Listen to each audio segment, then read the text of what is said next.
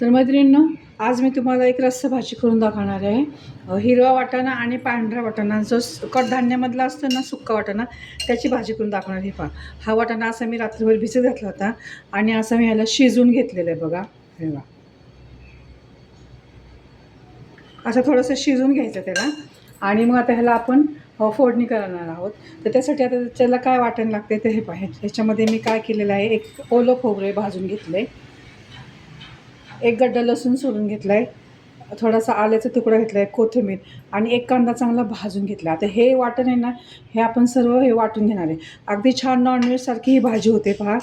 आणि फोडणीसाठी कांदा आणि टोमॅटो. आता हे वाटण आपण सर्व वाटून घेऊया. गॅस चालू केला आहे, कढई ठेवली लोखंडाची. मी लोखंडाच्या कढईत भाजी करणार आहे, कारण भाजी एकदम छान ह्याच्यामध्ये टेस्टी होते भाजी, म्हणून मी लोखंडाची कढई वापरते. आता त्याच्यामध्ये आपल्याला घालायचे तेल. एक पळी तेल घालायचं. तेल गरम होऊन द्यायचं. तेल गरम झाले, त्यात टाकू एक चमचा जिरं, एक चमचा मोहरी आणि हा चिरलेला कांदा आहे ना, तो भाजी आपण त्याच्यात. कांदा परतून घ्यायचा.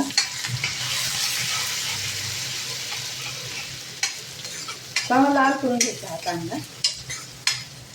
मग आपली जर लोखंडाची कढई जर थोडंसं गंजलेली जर असेल ना, तर काय करायचं, थोडीशी आपली धुण्याची पावडर असते ना, ती धुण्याची पावडर आणि पितांबरी घ्यायची आणि पितांबरीने कढई घासायची. एकदम पांढरी शुभ्र कढई निघते बघा.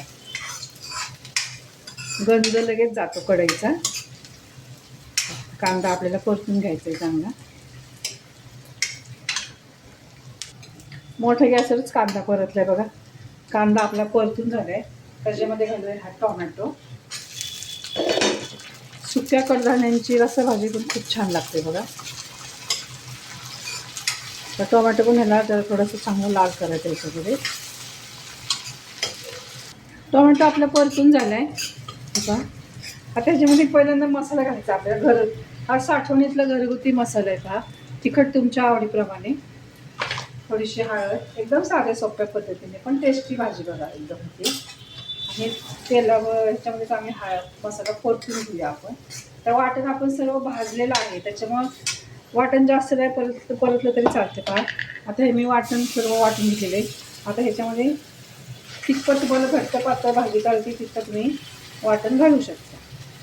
परतून घ्यायचं चांगलं. मीठ घालायचं थोडंसं, कारण वाटाणे शिजताना मी त्याच्यामध्ये मीठ घातलेलं आहे. त्याच्यामध्ये चवीपुरतं मीठ घालायचं, म्हणजे मसाल्याला पण मिठाची चव लागते, मसाला आळणी लागत नाही. चांगलं परतून घ्यायचं.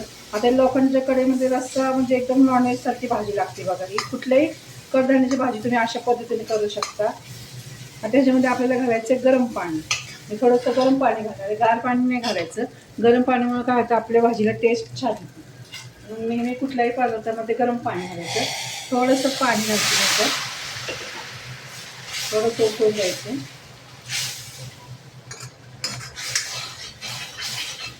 चांगली उकळी आली त्याच्यामध्ये आपल्याला तो वाटाणा शिजलेला हा वाटाणा आहे तो घालायचा. पांढरा आणि हिरवा वाटाणा शिजलेला आहे. थोडंसं ह्याला शिजून घ्यावं लागतं, नाही तर तो शिजत नाही. आता ह्याला आपली उकळी आली, त्याच्यामध्ये आता हा वाटाणा आपण सर्व घालून घेऊया.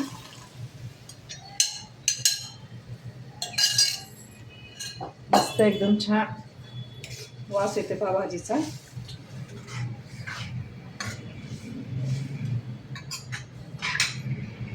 आता हे पाणी आहे ना वाटणाचं, ते पण मी धुण्याच्यामध्ये घालणार आहे. मस्त आपली भाजी अशी घट्ट कितपत पाहिजे तुम्हाला त्या पद्धतीने करायची आहे भाजी. आता त्याला चांगले 2-3 उकळ्या येऊन द्यायच्या चांगल्या, आणि मग काढून घ्यायची, म्हणजे आपली भाजी तयार. मग तुम्हाला ही जर माझी रेसिपी आवडली असेल ना, तर मला कमेंट्स आणि लाईक जरूर करा. आणि अशा पद्धतीने तुम्ही भाजी करून पहा. आता याला छान बारीक गॅसवर आपल्याला आपण चांगली उकळी येऊन देऊया ह्याला. हे आपल्या भाजीला मस्त उकळी आली आणि तर्री पण किती छान आली भाजी, आणि वास पण एकदम नॉनव्हेजच्या भाजीसारखं येतो. तुम्ही पण नक्की करून पहा ही भाजी. ही भाजी चपाती भाकरीवर खायला खूप छान होते. शक्यतो भाकरीवर ही ही भाजी फार छान लागते. तुम्ही भाकरीवर ही भाजी जरूर खा आणि अशा पद्धतीने तुम्ही भाजी करून बघा. आता ही भाजी आपण काढून घ्या. थोडीशी ह्याच्यामध्ये मी कोथिंबीर घालते. हे बाई किती मस्त आपली भाजी तयार झाली. कोणी म्हणणारच नाही ही व्हेज भाजी आहे. तर अशा पद्धतीने तुम्ही ही भाजी करून पहा आणि माझ्या चॅनल लाईक सबस्क्राईब जरूर करा. धन्यवाद.